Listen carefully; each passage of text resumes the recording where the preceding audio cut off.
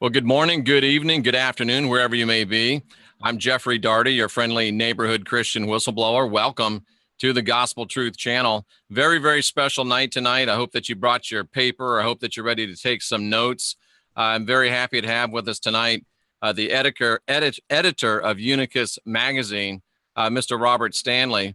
And I'm very, very excited to have him. Many of you have seen him on the Leak Channel program. And he wrote one of the best articles that I have read to date, and certainly the best article on the Las Vegas situation, looking beyond the surface down to the real roots of it. And unicusmagazine.com is his website. Amazing work that has really caused me to even go deeper, I think, in what I've been doing. So let me present to you, introduce to some, and present to others, Robert Stanley, a.k.a. UNICUS. Thank you, sir, and welcome to the channel. Jeffrey, thank you for having me on your show. It's my pleasure and my honor, believe me. Now, I did ask you to come on and talk about your article, Satanic Sacrifice in Sin City. With your permission, I'd like to ask you a couple of quick questions before that about some of the things you talked about with Rex. Is that okay? Of course. Great. I appreciate it. Now, you said that you personally have met Inky and that he was upset with you because of some of the things that you're exposing. Is that accurate? At the time, I wasn't exposing anything. It was September 21st, 1985, when he confronted me because I interrupted a feeding frenzy of what the Gnostics called archons. Mm-hmm. And that was in Malibu, where I was working as a security guard. But there was a blood sacrifice literally taking place at a home where I was working security on the beach. And it was a young boy bleeding to death in front of his grandparents. So when I interrupted that, I intervened, and it caused a ripple effect. And I'm absolutely convinced that's why he confronted me later that night when I was praying or meditating up on top of a mountain, had an out-of-body experience, and he just got right in my face. Amazing. So, and it's obviously you lived to tell the story. Yeah, I don't think he wanted to kill me. He wanted to convert me, control me, like he does pretty much everybody else, or all the other souls that are here. He wants them to worship him. Gotcha. Now, correct me if I'm wrong, but I thought you told Rex earlier when you were on his show a few days ago that now he's not happy with you because you're telling too much truth. Is that correct? What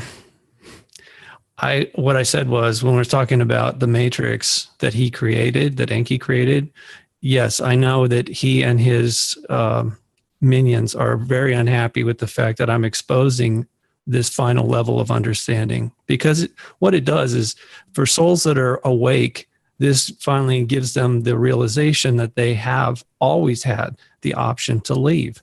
They chose to come here. They just forgot. And that's a disadvantage for them to have forgotten that particular aspect of how they got here, who they really are, and more importantly, how to return home. Absolutely. It makes perfect sense. And the reason that really sprung to me and really it just hit me like a sledgehammer is recently, and I feel like this was something that was, very real, and perhaps having you on is another step of understanding for me, because I got the crazy idea that I call him the rat bastard because I don't want to give his name and give him power, but I think it's the same guy you're talking about as Inky. I came under the impression that it's demonstrable that for as long as we can remember in human history, he's done a really lousy job administering this earth or this realm that we're in. Nothing but war, nothing but bloodshed, nothing but death, nothing but fear. And he has along the way hijacked the praise and worship of many, many other gods. So I started thinking, well, since he's done such a bad job and since he has hijacked and blockaded these other gods, what if we went to these other gods and tried to get them together and go to him and say, hey, look, either get right or get gone? What do you think about such an audacious attitude? At this point, I would say that's not going to work, because this is his domain. This is his universe. The Matrix was designed so that he would never have to answer to anybody. And you don't even think he's actually real, right? He's part of this Matrix. He created the Matrix. He is a real soul. He has a divine aspect. However, what he did was very egotistical, and it was rebellious. However, as you can read, as we were discussing before, the Divine Secret Garden outlines how this rebellion actually is serving a higher purpose. His parents, our parents, the true gods or goddesses, whatever, the parents, our mother and father, beyond the matrix that created our spirit soul, actually allowed this to happen. And so not all souls or spirits have come into the matrix. Only the very youngest of them came here because they didn't know better, and also because it was a curiosity. They'd never seen anything like it. It was really new. It's different. This blending of good and evil, truth and lies, it seemed very challenging and interesting. And so the real problem, as I said before, is the souls that came here over time, they forgot who they really are and how they got in. So this is why you've had different elders of our family, our true spiritual divine family, have come here and shown us the way out, Jesus being the most obvious. However, as you said, everything that he did, everything he really was hijacked after they murdered him.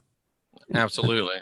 So now, or murdered the body. Sorry. He never was. None of us are really here. These avatars, these bodies are part of the matrix. So even you and I talking to each other, or at least you, because you know about you are not this body that's talking to me, right? This is a projection of you and you're somewhere else, correct? Our souls do not exist in the matrix. They're connected to it remotely, much like if you're sitting on a couch playing a video game, you have a controller and you're controlling an avatar in the game. So this isn't just a game. It is a simulation. More accurately, it is a simulation based on something that is real. Gotcha. So it's a virtual reality for our souls, but our souls are not fully here. That's an important distinction for people to understand. Absolutely. So when souls came here, I don't mean to make it sound mundane, but was it somewhat like a spiritual Universal Studios? Was it a new experience, a new sensory outlet that they had not experienced yet? Right. It doesn't exist anywhere else. This duality that we have here, the insanity, the control, and more importantly, the competition outside the matrix in the higher spirit realms of what we might think of as heaven or something, nirvana, fifth dimension, whatever you want to call it. There isn't any competition. Everything is about cooperation and collaboration for creation. All these spirits are from the creators, the true creator parents of all. So naturally, because we are seeds from that tree, the tree of life, that's the distinction. That is the family tree of life that exists outside the matrix. The matrix is the creation of Enki, and his family tree is the tree of good and evil, symbolically. That's fascinating. So, I've really felt strongly this urge and this push and this thought of rebelling, if you will, saying this isn't going our way, this isn't right, other than trying to go to other gods and evict a guy whose creation this is. What do you think is a better way of channeling that, in your opinion, that energy or that thought? Well, that's a good question. That's why I wrote the other article, The Matrix Exit. And I summarized there how we can embrace divinity, our divinity, if we are souls here, because I can't really say who is a soul, or I should say, which of the avatars of the 7+ billion that you see running around, which of them are connected to a soul? That is something that only that person, that soul, can decide. If in fact, because a lot of them are still asleep. But so to answer your question, you better ask me again, because I'm thinking about 10 different things right now. I can understand. That's fascinating. And I just came to the realization, I believe it really was yesterday, and I didn't come to it in these terms, but I realized that there's those of us here that are souls in your description, but there are people here that are not souls. And to your description, they're just part of the game, right? Correct. All of us are, in the sense that our bodies are, the avatars are part of the matrix, but those of us that are connected to souls, that are actually souls connected to the matrix, are completely different than those that are just running around that are programmed. So again, that's why I wrote the summary. After the interview with Rex, I realized that there was some things that some basic questions that I wanted to address about how your question was how do we deal with this? Do we ask for divine intervention? No, we ultimately choose to leave the matrix, but that's not such a simple thing. Right. It sounds simple, but especially for souls, these young souls that came here that have been here for what we consider to be multiple lifetimes, when in fact there is no life. It's not real. This isn't reality. Nothing here is truly So you're alive. pressing reset at the end of one game and starting another. Correct. So how does one leave or disconnect and not be recycled or reincarnated back into the matrix? And this is what I discuss in brief in the article, The Matrix Exit. And that was brilliant, the analogy you made. And I got it also, I think, in the American Book of the Dead, was you're in a theater, just leave the theater. You simply leave the theater. You don't watch the movie again.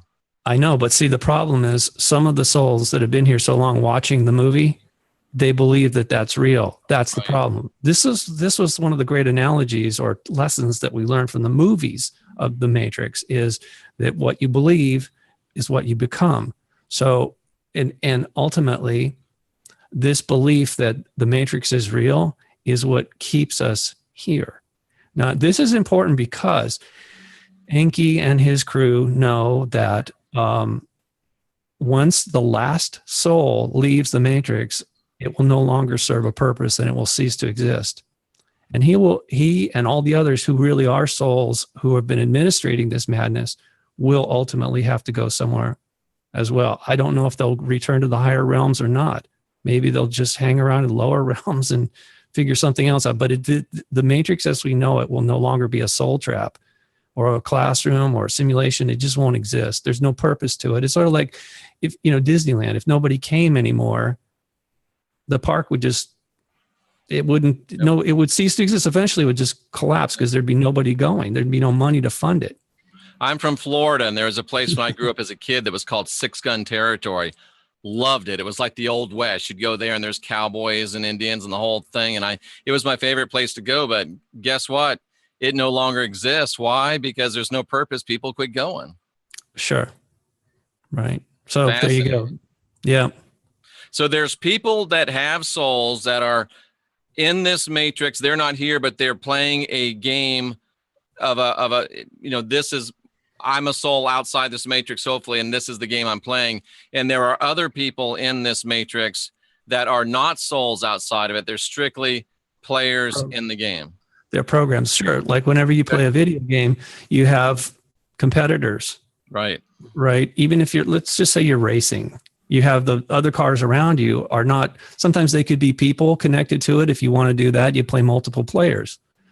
So there's your analogy. But most of the vehicles that you see in the video game, they're part of the computer program. So would you say that the first step for everybody listening is to figure out, am I a soul playing in this game, or am I a piece of this game? Or if you're a piece of this game, would you even ask that question? Exactly. That's a good point. And it comes up, it's delineated very well in the book series called The Divine Secret Garden. It's a number of books.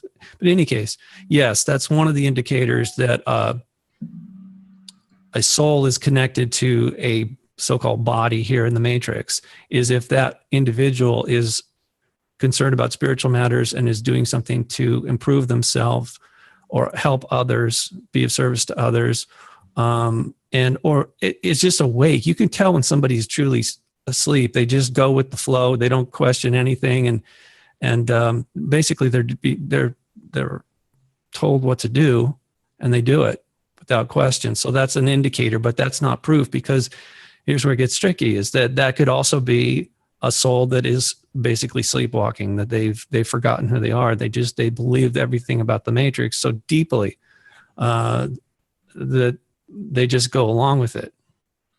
Absolutely. So, I just had a great question and I lost it. It'll come back. It'll come back. It'll come back. So it was, the Christ said that, be careful that you don't cast your pearls before swine, because Yes. if you do, they're liable to just forget your pearls and come and rend you. So I'm thinking about finding out, trying to wake people up. And if you get to some people that won't wake up and they just continually are bang, bang, I think of the trolls in these chat rooms, bam, bam, bam, bam, bam, you give them a shot or two, then you realize they're swine. In our analogy, they would just be people that don't have souls. They're part of the game. Just let them go. Don't extend any more energy. Or do you think that's too tough? No, that's actually, I think that's fairly accurate. There's some evidence floating around out there that says or claims that a lot of these trolls are actually bots. Originally, the government had paid people to do it, but once the AI got strong enough to do it, it's for them. These chatbots are very prevalent, and they're a lot more advanced than most people know because we're not being told the entire truth. We never are. So yes, I do believe that a lot of those trolls are just serving a purpose for the Matrix. So they really are literally bots. Yes. Right. And you said on the show you did with Rex that this is really not a prison and it's not eternal. What did you mean? Okay, my understanding at this point is that we chose to come here. A lot of us have stayed far too long. It would be like going to school and then forgetting that there's an entire real world out there. You can't live your life at school. You have to go back into the real world at some point. Right. So yeah, so we can. This is never designed to be eternal. It's just those of us who came here as young seeds of light, souls, have developed skills that we never would have developed had we not come here. So despite all the difficulties, actually it is the challenges that we face here and overcome ultimately is what gives us these greater abilities. Gotcha. That we will take with us, because that's all we're going to take with us is those experiences, those skills that we've developed. Gotcha. Now here's the $1 million question. If someone decides they want to leave the Matrix, how do they do it? Can you really answer that question? Yes, absolutely. Because a lot of people have asked me after the fact, and that's one of the reasons I wrote that article, is to help people understand. One of the things I don't address that has been asked to me privately through email is, well, what about committing suicide? Won't that allow me to go now? And my answer has always been no, absolutely not. That's almost as far as I know, it's a guaranteed return ticket back into the Matrix. So let me just emphasize that, because there's people that I've talked to about suicide and they do listen, and I do a lot of personal work. So what this expert is telling us is that suicide is the worst thing you can do. It's a guaranteed trip back into the Matrix, if I'm hearing you correctly. Yes, and it puts you at a disadvantage on a soul level, because now your soul is connected to an infant that's dependent on parents or so-called people that may not even have souls at all, that are just there to control you further and to keep you in the Matrix. Because as I said, this is like job security for Enki, the Luciferians that run this thing. And some of them really are just AI. Right. Now, would you hazard a guess at approximately how many among the 8 billion inhabitants of this earth are AI and how many have souls? Well, all of our bodies are basically biological machines within this Matrix. But my understanding is that there's been an increase of soulless bodies in the Matrix, because they know they're coming up to this huge window of opportunity where more and more of the souls are waking up. And they know that many of them will choose to leave in the near future. So they're doing everything they can to distract us and dissuade us from this. So this is a really challenging time. Will there be more souls coming into this Matrix, into this game? I can't tell you that. Okay. I'm really not sure. Of course, I would assume that they could, but at this point, I don't think they would, because it's not new. It's been around for quite some time. And I'm pretty sure that the word is out beyond the Matrix that this is really a very hazardous place to come unless you are a mature soul. Again, we're back to this analogy of an amusement park. If a child goes there and they got stuck there, if they had to live their life at Disneyland, they would become very strange over time. And at some point, yes. Yeah. And then at some point your family's going to come looking for you and say, hey, come on home. This isn't real. You're never going to continue your growth if you just stay here. And it kind of gives me a little bit of hope, because if you're here and you are a soul, you probably passed that little sign that says you must be this high to ride. So you probably have the ability to leave if you can just realize and leverage that ability. Would you say that's too optimistic? It starts with a choice. Right. First, you have to realize, believe that the Matrix is not real. And this is difficult. Controlling one's thoughts and emotions are very difficult in the Matrix because there's so many others that are competing to control our soul. Right. Now, the Matrix is not real, but its creator, Inky, is a being with a soul, so he is real, correct? Absolutely. Yeah. I mean, he's a mature soul, by the way. He is a mature soul. A child couldn't create something like this. He is a very mature soul, and he is divine on some level. He's just gone astray. You may say he's a rebel. I would agree. Mad scientist, whatever you want to call that. But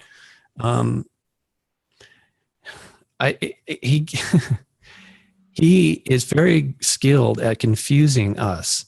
Absolutely. And in doing so, this is a very effective means of controlling us. In other words, we have free will, even in the Matrix. However, if we're fed a bunch of lies, which we are constantly, we make choices based on those lies. And then, of course, the outcome is usually not very pleasant. Not for us, that's for certain. No.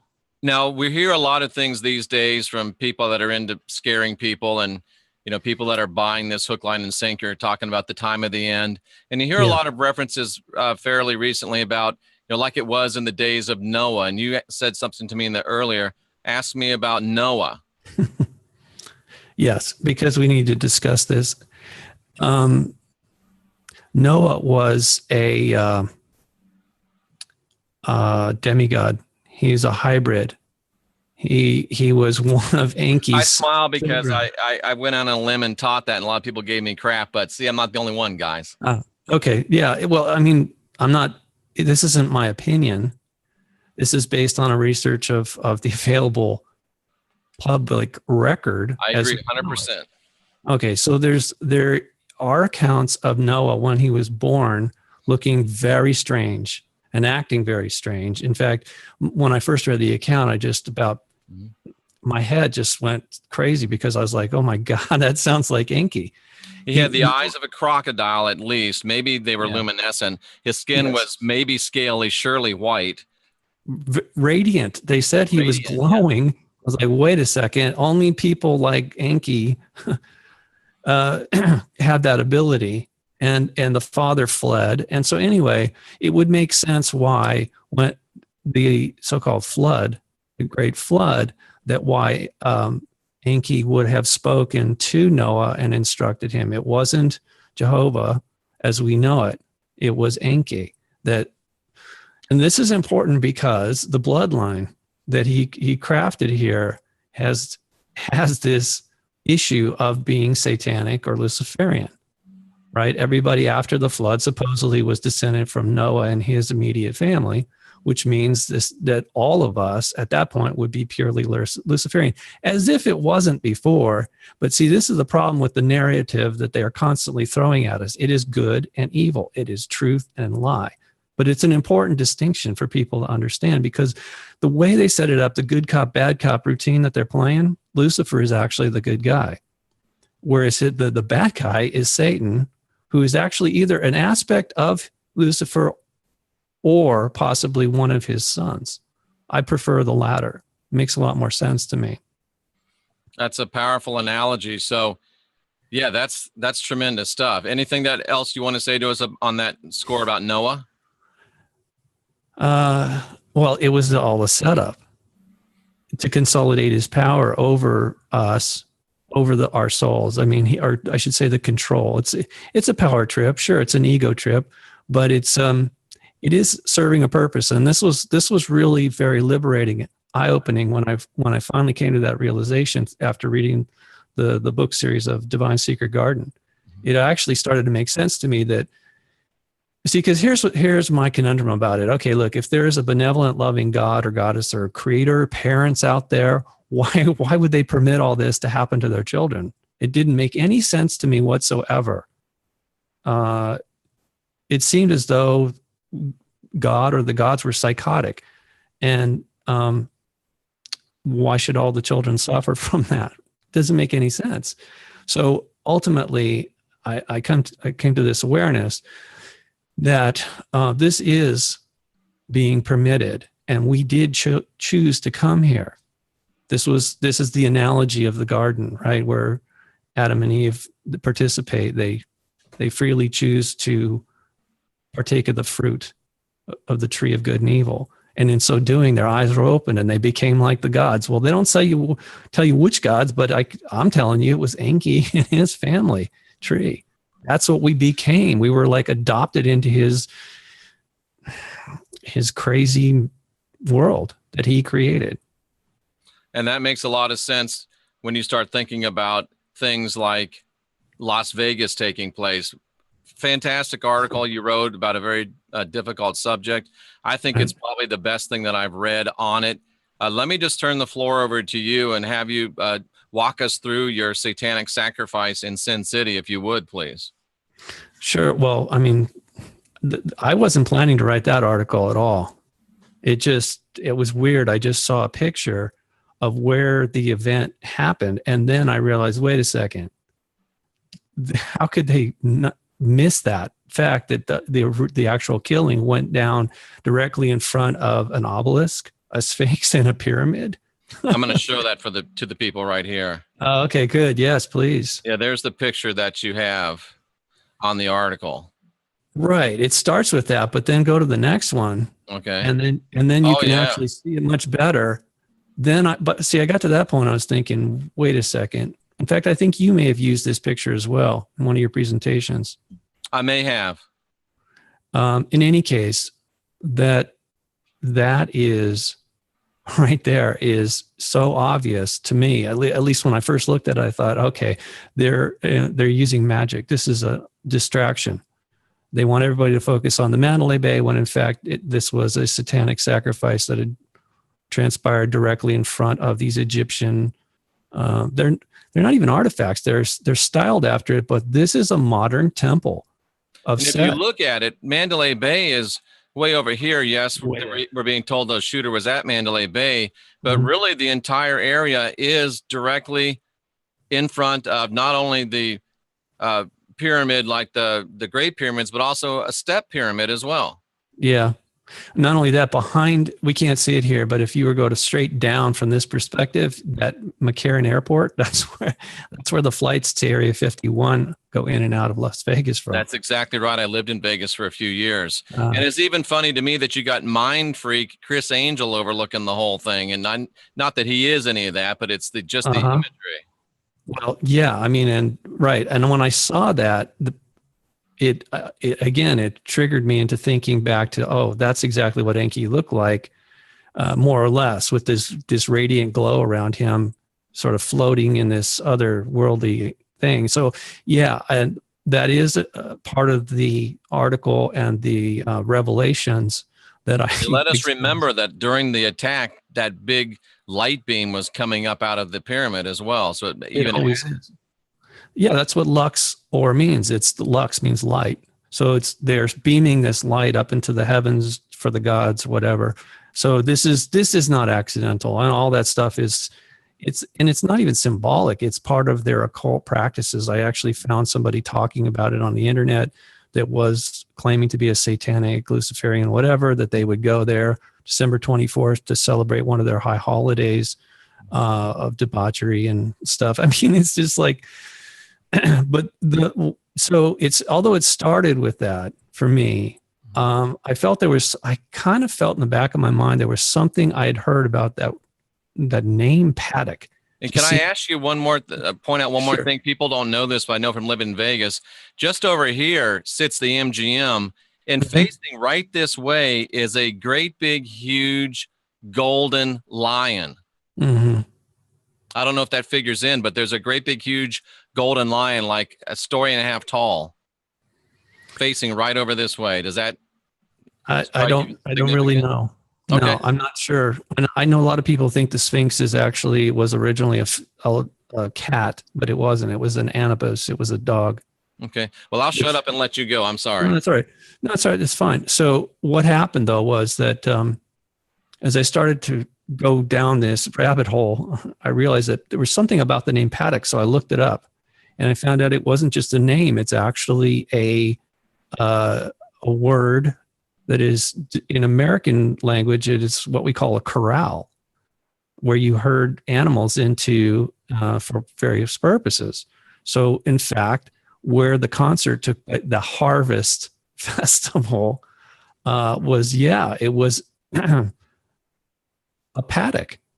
Literally. Odds? Yeah. What are the odds of that? I would say absolutely zero, that this had to be planned this way. That they're sending, for those who are initiated, all these symbols and double speak, that's all they're well aware of it. It's just a sort of a somewhat encrypted way of communicating to one another. In other words, the public doesn't understand it, but it's right there in plain sight. So that's why they do it that way. It's only lightly encrypted. So, and it also was curious to me that I found out that Paddock was also a name used in during the Renaissance. It was quite commonly known as the way when Satan would send some of his evil spirits into the world, they were typically witches, as we would think of them, were they were called Paddock. So wow. Yeah, I know. And I just came across something last night. I'm still working on this, but there is a Colonel Paddock at the Psychological Warfare Department in the military for the U.S. Army. And he literally wrote the book on psychological warfare and controlling information or perception. So you're telling me there's a guy called Colonel Paddock? Yes. In the mind-bending department of the United States military forces. Well, not only that, he wrote a 200-page book. I'll send you the link later. I'm not sure what to do with this. I'm still kind of working on it behind the scenes with other people in the alternative media, because we're trying to wrap our heads around it. Where does that all fit into this? Because once again, this cannot be just some freak coincidence. None of this stuff just happens by accident. It had to be planned. Can I throw something out to you, just not to get you off your track, but Heidi Vandenberg is in the chat room, and she's I think the most gifted Vedic astrologer around right now. And we did some divinatory work with tarot cards, with the pulling the charts, and also with divining rods. And there seemed to be a unanimous belief that Paddock is not dead. How would that strike you? Sure. Because he was working for military intelligence, running drugs, weapons, possibly human trafficking. And this is why he was so well paid. There's no way he made that kind of money doing video poker. Could this also get back to Pedogate? Yes. And so, yes, they're going to cover that up at all costs. I mean, clearly they're trying to, there has to be a motive behind all this. It's not just random. So part of it, I believe they were trying to trigger a civil war. That was at least the stated purpose that was going to start in November, but obviously they kicked it off a bit early, or maybe that's the way they always planned it. But it's a huge distraction from what's really going on, the treason, the pedophilia, the satanic practices that have been going on in our government for quite some time. It's fascinating. Please continue. Well, I mean, so it's very simple to fake a death, and they do it often. I mean, I came across some really mind-boggling research about this, that the Manson murders were actually staged. And Hollywood has been part of the military intelligence apparatus for some time. You can just look at Lookout Mountain in Laurel Canyon, where they had the military intelligence had their own film studio up in Hollywood, where they were producing these various things. And obviously it was part of psychological warfare, which Colonel Paddock just happened to be an expert at. So, yeah, the thing about Steve Paddock, the guy that they claim is the shooter, is that his father was arrested in Las Vegas back in the 60s, and then somehow he escaped from federal prison. Was considered armed and dangerous. You can't make this stuff up. No, it's bizarre. And also the brother, Bruce, the other brother that has nobody's talking to because they can't find him, he's in hiding. He's also a criminal. So now the other brother is also a criminal? Not Eric, the one that's given the 2 interviews where Gotcha. he's babbling like a madman. And like he's got something in his ear and they're correcting him as he talks. Perhaps, or yes, something in him, yes. Or something in him, very well put. Yeah, so, but the other brother named Bruce Paddock is on the loose. They don't know where he is. He's a wanted man by the authorities. So there's a lot of bizarre stuff going on with that. And now the security guard is gone. Yeah, who just happens to be named Jesus or Jesus. You know, I'm the only person that I've ever heard say that, Mr. UNICUS, and that is exactly the most, yes, his name is Jesus, of course, Jesus, but come on, people, how much more blatant does it have to be? And I'm just wondering, if you look at this, here's, supposedly the shooter's nest up here at Mandalay Bay, 32nd floor, and is this the equivalent of the school book depository to us, that it's just a distraction and that the real slaughter may have come from a grassy knoll that maybe wasn't so grassy this time? Yes. And I mean, it also happened at night, which made it much easier to conduct these military operations. I wonder what floor Oswald fired from. I don't know if that building has 32 floors. I've been in it, but I don't know wouldn't that be something if it was the 32nd floor? No, I don't think it was that tall, but it was up towards the top. It was exactly the same orientation. Probably the ratio. Except Kennedy was going away, and it's the same. I'll guarantee it's the same angle because I've been in both places. Okay, that's something to follow up on. That is interesting. So yeah, they say on the 4th floor the windows were removed and that somebody was shooting a very heavy caliber weapon from. But there was also people on the ground that were shooting into the crowd. Somebody allegedly fired some 50 caliber rounds into the fuel tanks at the airport. And at least one of them penetrated, but for some reason it didn't ignite. Well, if it had been a tracer bullet, it probably would have. And if those tanks or one of those tanks had ignited, yeah, that would have been, oh my God, that would have been a Holocaust. But I was thinking that maybe they were spent heat-wise if he fired them from Mandalay Bay, and that's why they didn't go. Yeah, I don't think they could have penetrated from that distance. Even a 50 caliber is not going to penetrate from that far away. Because only 2 of them penetrated, and only one actually got into the fuel. So okay, well, that's probably because they were fired from different distances. I can't imagine any round being fired that distance and penetrating that kind of fuel tank. It's not like a gas can with just a thin little deal that they have. It's reinforced, so things like that can't happen. Good point. So it had to be, by simple logic, one would have to think it had to have been fired much closer than the 32nd floor of Mandalay Bay. Yeah, I'm assuming so, but there's a lot of things here we really still don't know for sure. But multiple shooters, absolutely, because the events at the concert area were only part of it. That multiple. There was a Bellagio, New York. I'm trying to think of the other one, but yeah, multiple hotel casinos were hit by assailants that night. So well, that's not something that the media is releasing. Multiple casinos were hit. They won't release that at all because, again, this is whatever this really is. It's so huge, and the implications, I mean, are just devastating to the deep state because I'm sure they're behind it. Absolutely. Yeah, and I know that you wouldn't say things unless you had a corroboration of them. So multiple casinos were hit that night. Yeah, I mean, this is from people that were there. This is why we know, because the people who were there reported it. Absolutely. I don't think they'd be lying about that. What would be the purpose? Now, one of the ladies that was there and survived met with a terrible demise just a couple days later. Do you think the survivors are in danger? I suppose. It depends how much they talk. I mean, see, this is the problem with social media. You think you're a citizen journalist, and the next thing you know, you end up dead. Right. Because you've crossed a very thin line that to most people is completely invisible. Please Yeah, continue. Well, they think nothing. These Luciferians think nothing about sacrificing a human life.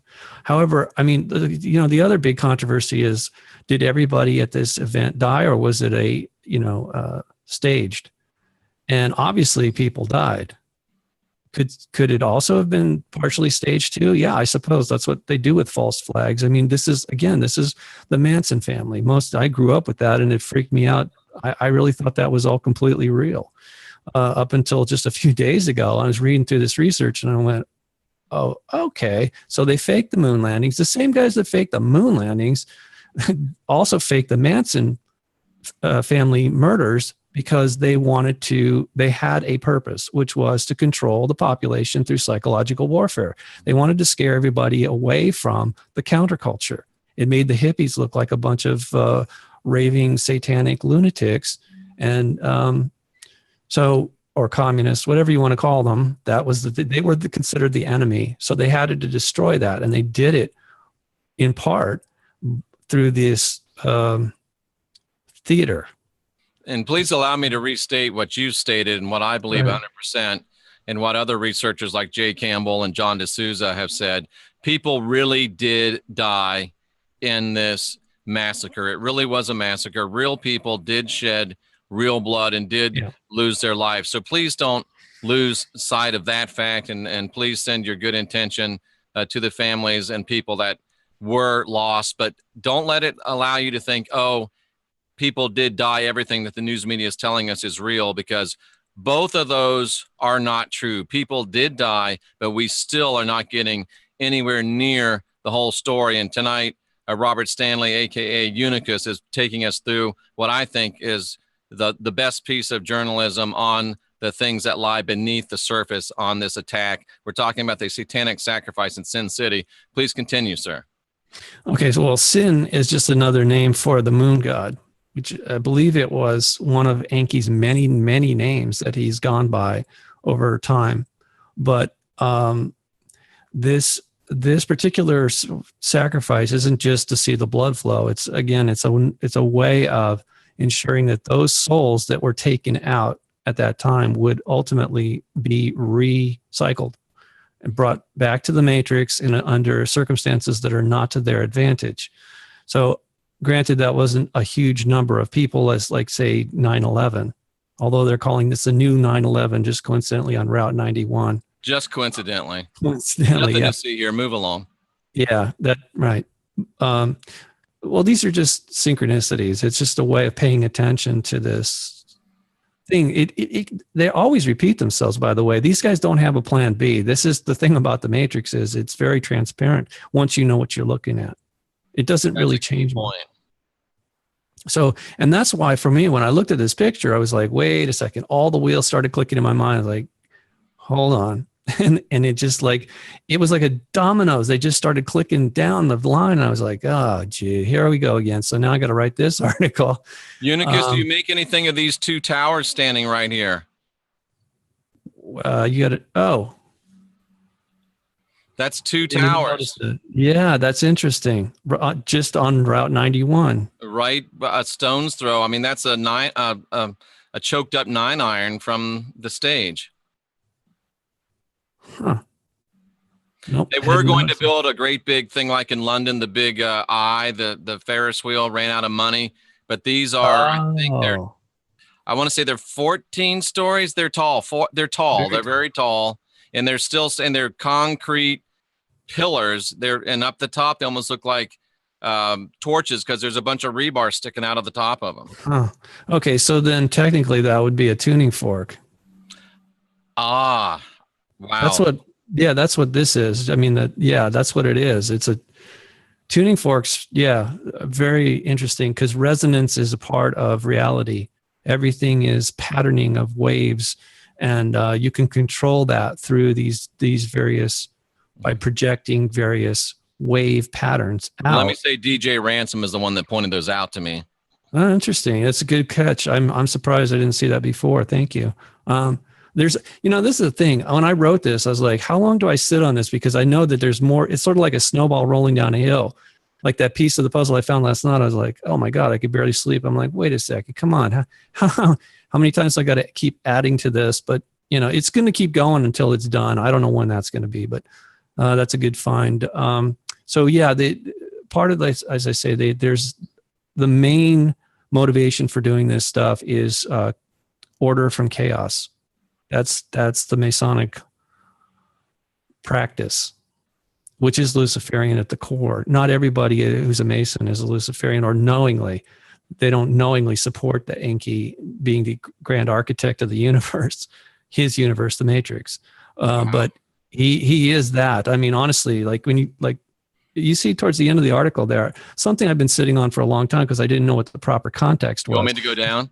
Yeah. Well, since we're looking at the Black Pyramid of the Luxor, specifically this thing, the Mind Freak show, one of the things that Chris Angel, a fallen angel, right, looking like Lucifer, just happens to do part of his show where he levitates over the Black Pyramid in the light.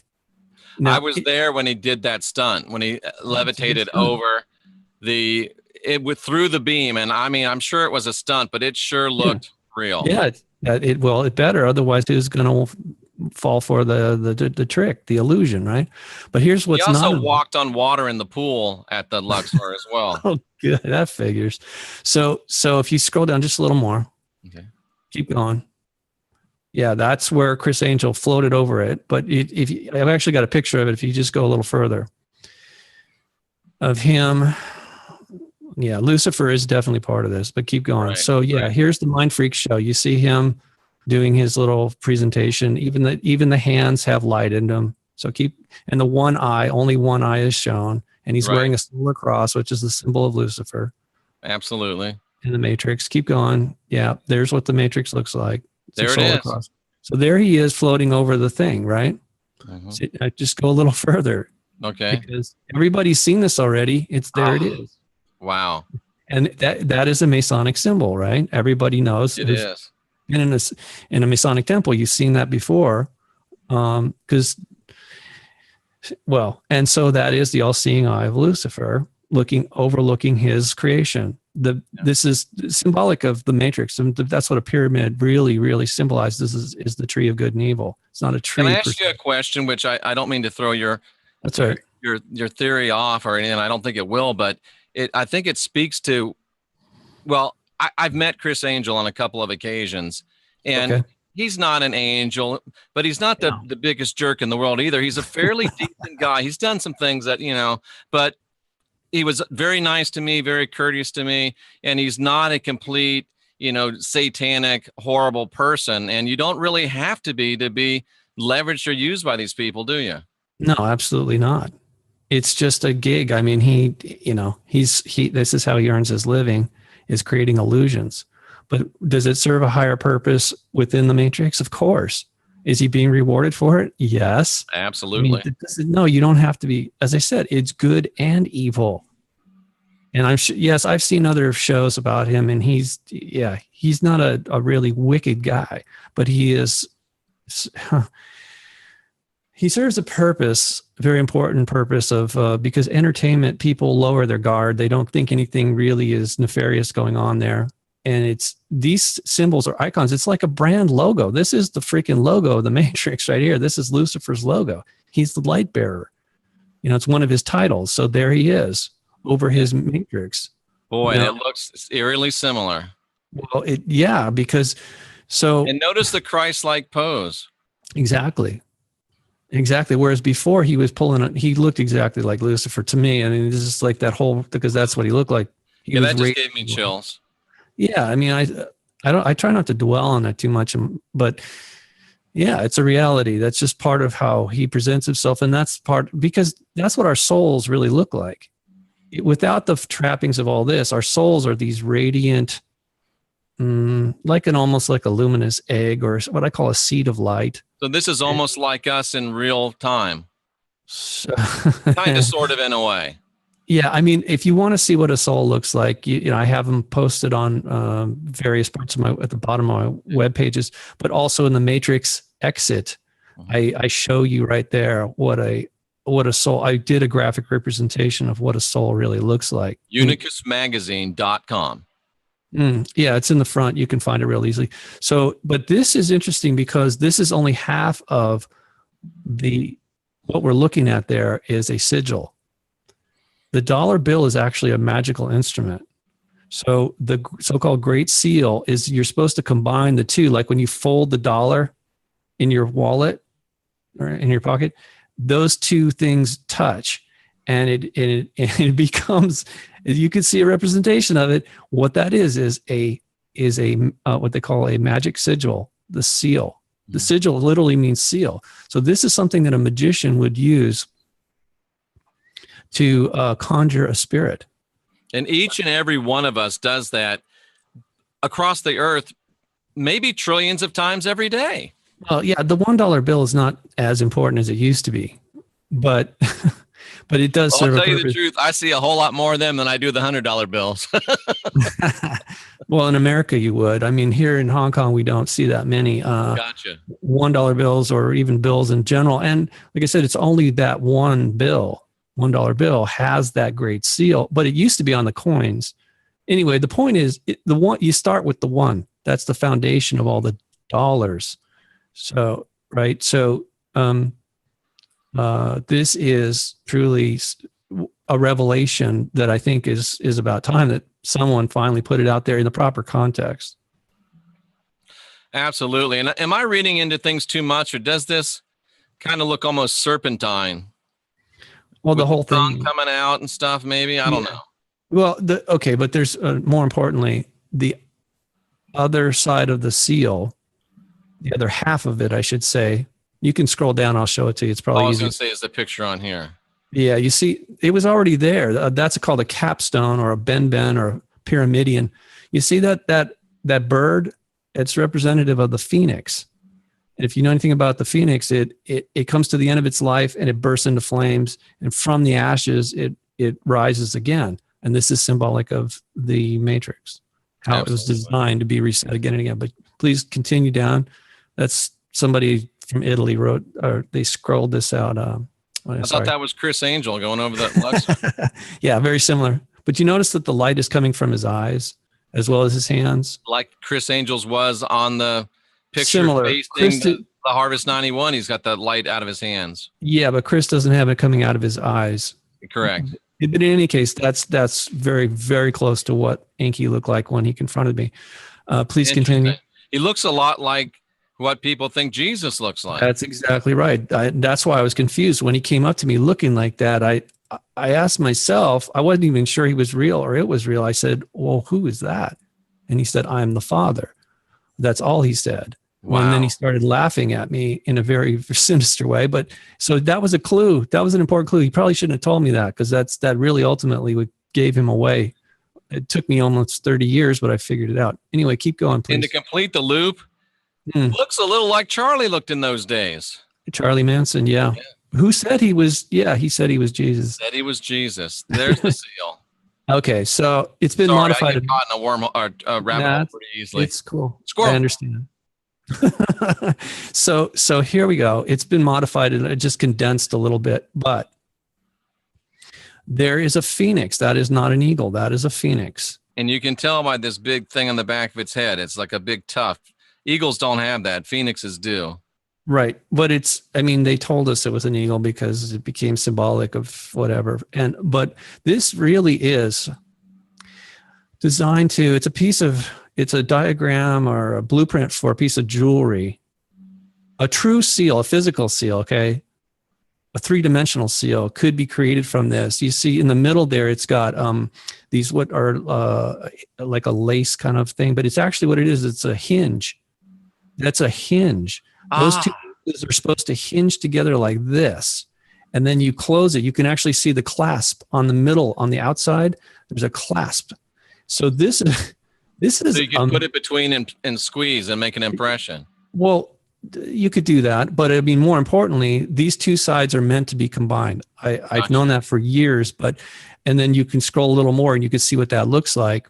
Are you ready, folks? We're going to combine both of these two, and that's what it looks like when they are combined. Right. Tell us about this.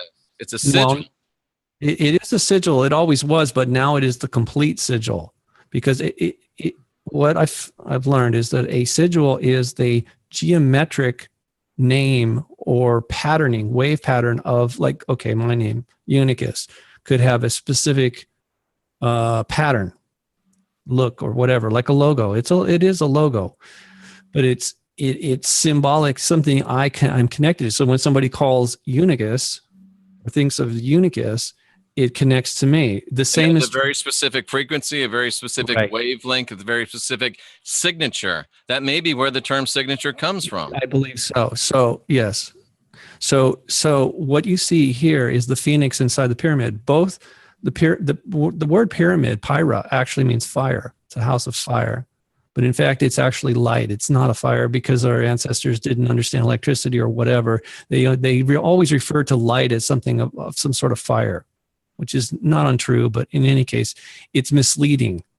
But so the phoenix bird is symbolic of the matrix. The pyramid is also symbolic of the matrix, or the tree of good and evil. The all-seeing I hear you now is embodied in the full glory of the Lord. This is a very important term, glory. It literally means a radiant light or divine light. And the Lord being Enki, correct? The Lord is definitely Enki. Yeah, at least of the matrix he is. Outside the matrix. So now his capstone has all of the glory and light around it. Is that what you're calling stars? And the 13 stars, which actually is the Solomon's seal, or the two triangles. Mogen David. Yeah. The Mogen David, the Star of David. And it almost looks like, to my Western, to my USI, almost a Christmas tree even. Tying it even closer to this. Now you did it. Yes, I wasn't going to say that, but yes, that's what the Christmas tree actually represents, is the tree of good and evil. It is symbolic of this particular pyramid. Wow. And the lights on it are the stars, or the souls, the spirits that are here. Yeah, that's all in the divine secret. Yes, it's in the divine secret garden. Now, Jeffrey, I don't know you, but obviously you've been down this path for a while. So what I sense from you is that this is a realization from on a soul level that you're having. And this is important. I want people to understand we have this ability. I'm glad to hear that you think I have a soul. I feel better already. Well, or that you are a soul. Right, that I am a soul. I worded that poorly. It's okay. No, I mean, it's a typical thing that we say in our current language, but it's important to be specific here. It matters. Language does matter, and the way we're deconstructing this. Words mean things. Well, because I'm trying to put it in the proper context, which is this. We are often programmed or guided, encouraged to look to authority figures in order to figure these things out, to come to some conclusion and act upon that. However, we have a divine inner guidance that is part of us, that when we tap into it, and this is why Jesus said the kingdom of heaven is within. He was advising us to go within, meaning that's the way we get out, is by going within and connecting on a soul level with because once we do that, as we start to do that, it disconnects us somewhat from the distractions of the matrix. So I'm hearing you say the way out is in. Within. Yeah, but what does that mean? Okay, so this is typically what happens when a person starts to meditate or go in. They have some awareness of being beyond, outside, right? And this is because there is that aspect of us. It's a way of falling. Okay, my dad's guru said it this way, and I thought it was a very interesting analogy. We're back to the movie. So if you're in the theater and you turn around and are no longer facing the screen, what do you see? Is the projector. That's right. You see the light coming out of the projector. That's all you see. So he says, in order to have this self-realization, follow that light back to the projector. And that's where you will start to find, the truth. That's where you'll realize who you really are. So we really are the source. Yeah. Yeah, we are. Yeah, absolutely. Well, those of us who are, that are souls that are connected here, you follow the connection, the remote connection back. And this is, I need to finish something again about please. How to get out of here is prepare in advance, because if you're caught off guard, it's really important that we prepare in advance. This is why we're having these discussions and why I write these articles. I love it. You're saying things that I say to my folks over and over, and it's so nice to have somebody else say it than just me. It really is. I feel so good right now. Thank you so much for coming on. Oh, you're welcome. My pleasure. No, thank you. So here's the thing, is that if we prepare ourselves prior to our time, when it's our time, because as part of the agreement, we're like, okay, I'm going to be here for this long, and then I graduate, I'm done. All right. That's what I signed up for. But a lot of times we get distracted and we get, just on the merry-go-round, just constantly going through another level. Okay. So if we really want to get out, we have to wait for our time when the window of opportunity opens. So we should call that a natural death, right? Mm-hmm. So that's the way we look at it. At that point, when you disconnect from the body, from the matrix, this is your opportunity to actually leave. Now, unfortunately, at that time is when you're going to have a lot of different spirits that come and trying to convince you, and they're very good at it. They're going to try and convince you to stay. And if you're not prepared for that, it's going to be very difficult to actually leave. And the thing is, you'll agree to their terms again, which is bizarre to think that any soul would do that. But because they're so masterful at this sophistry, this illusion stuff, I mean, this is what they do, because again, it's job security for them. Because like I said, once we all go, they're done. This thing's over, and I don't know what they're going to do after that. Is there any reason, any good reason, any rational, logical, ethical reason for someone to decide to stay? Well, that's up to them. And it's free will is still at play. So yes, they can. And I was shown this, that there's going to be a lot of souls that disconnect and leave, and they're not coming back. And the Luciferians know that. And that's why they're acting kind of desperate right now and doing all these crazy things, as they always do. But I was told that, shown in my mind's eye, mm-hmm. that there would be souls who choose to stay here, even though they've been shown that this is what it is, not just by me, but they have that, like I said, the souls that are here, every last one of them at some point in the near future is going to have this moment of awakening, whether they like it or not. And some of them aren't going to like it. It's going to be a rude awakening for them because they've done nothing to prepare themselves. So when it happens, they're going to have to make a choice. Do you stay or do you go? Some of them will choose to stay. And the reason I was told that is because they were warning me, this is going to be a very painful time, because the empathy that you have for these other souls because we're all related.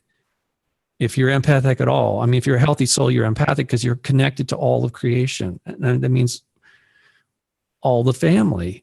And of course, you don't want to see your family member remain behind in a place where they could be, suffering. Hmm. So, UNICUS, what if that is the blasphemy of the Holy Spirit, the unpardonable sin? I think you'll read more about that in the Divine Secret Garden series. There's a dispensation yeah. for souls. In other words, it's an understood thing that when a child goes into school that they're going to make mistakes, and you don't penalize them for the fact that things that they don't understand. You're trying to help them understand and grow beyond that. So the punishment is really something that we bring on ourselves. It really is self-inflicted, I should say. Right. And if anything, the divine beings that we are part of, this extended family of the Tree of Life, have a very great concern for us, and an even greater concern for those who choose to stay. And that's why they'll never stop assisting us. They don't directly intervene. They don't control us. This is the thing about truly divine beings. And they're good parents. Yes, but they always respect the free will of their children. Obviously, if they're going to do something really terrible or tragic or something then you have to help them see what the implications are going to be. Or like if they're going to burn their finger, you try and prevent them from hurting themselves. But this is an unusual circumstance here that we're coming up on. And I mean, I know it's happened in the past where there's been windows of opportunity where mass numbers of us would just wake up. My awakening was 1985. Although I think I'd already had some inkling, went back in 75 when I went to the Great Pyramid and had that out of body experience in the pyramid. So you were an early adopter. Yeah, I guess you'd call it that. I mean, just for this particular cycle, season, whatever, season of the soul, I guess you might call it. But, part of the process here is we're breaking the God spell. There's this illusion that we're under, that we live under, that there is this omnipotent kind of psychotic God that is capable of good and evil. And one of the things that I found very, very helpful as when I was reading Divine Secret Garden is that it said the Bible, it does contain truth, but it also contains lies. So that he said the analogy was like, okay, if I give you a glass of water and you're thirsty, but then I tell you that there's a few drops of poison in there, would you still drink it? Yeah. I always tell the folks that are following here, my estimation is it's probably 80% dung, maybe 20% diamond at best, the Bible. At best, yeah. That's very optimistic. Yeah, it's hard for me to say. I just know that certain things are more convoluted than others. And Thomas Jefferson said that too. I'm not surprised. Jefferson said that he called it, it has a few lines of the highest mind, which are like diamonds amidst the dung of the rest of it, which comes from much lower minds. So much so that to try to intimately study it is almost foolishness, is what Jefferson said.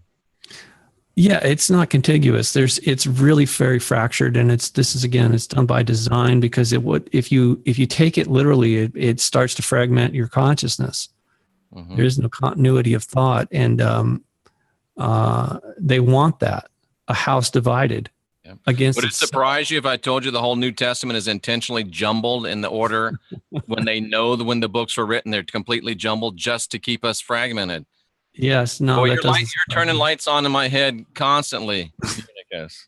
Well, it's only because I've had that done for me, and this is one of the reasons I have access to so much of this information. Other people seem to wonder, like, where in the heck am I finding all this stuff? And it's always out there. But my agreement with the divine beings is that they would help me. They would provide me access to all of this if I agreed to share it with the rest of the family without a quid pro quo agreement. It sounds like. Yeah, but it's not nefarious. It's not some hidden agenda. I'm very straight up about it. Absolutely. The goal is to reunite the family at some point, and I know it's going to happen, or it is happening.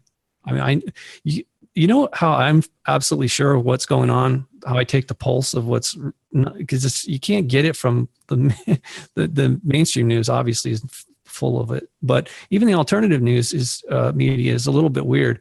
What I find interesting is when people write to me and they start opening up about things that are going on in their hearts and minds and souls, and then I think, oh, this is a perfect way to diagnose what's really happening, as opposed to what they want us to think is happening.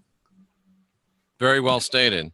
Yeah. So it's a blessing and a curse in a way. I mean, it's huge responsibility, I think, being in this position. And I appreciate what you're doing. I know you're one of the few people that are out there telling the truth and helping others to see through the lies. But pretty soon. Thank you for that. Is there anything else we should be looking at in your article here? I'm trying to think. No, you're at the summary. That's pretty much it. That was, like I said, that was not something I intended to do. And I appreciate it when people share it. I know it's a very sensitive subject, but more people need to see that information and really understand it, because it's not difficult. It's just, I guess it's it's breaking the God spell. It's seeing through the illusion. It's like, okay, so you've been to Vegas and you watch the magic show, and here comes this jerk named UNICUS, and he comes along and he goes, I'm going to tell you that card trick, exactly how it's done. And you're like, wait a second. No, I just paid money. And I'm like, hey, don't, it'll be fine. You'll be fine. And here I say, break it down and tell you exactly how the illusion is done. That's really all it is. Wow. Powerful stuff. Very, very powerful stuff. Aside from unicusmagazine.com, are there any other outlets that people can either access or tune into to find out more information about you? I'm all over the internet thanks to shows like this, but no, I mean, that is my website, and that's where people can communicate if they need to through email. And I have a huge archive of mostly free information there for anybody who wants it. Amazing. Amazing. Is there anything that you'd like to say in summary, Unicus? Just, that I'm very optimistic despite what we're discussing here. I'm feeling extremely optimistic about the future. And I'd hope other people the souls that are here, will do everything in their power to prepare themselves, if that's what they want, is to leave. Also to help others. It's very important to be, as I put it, calm, kind, and creative, which sounds simple, but it isn't. In the Matrix, that's not exactly supported.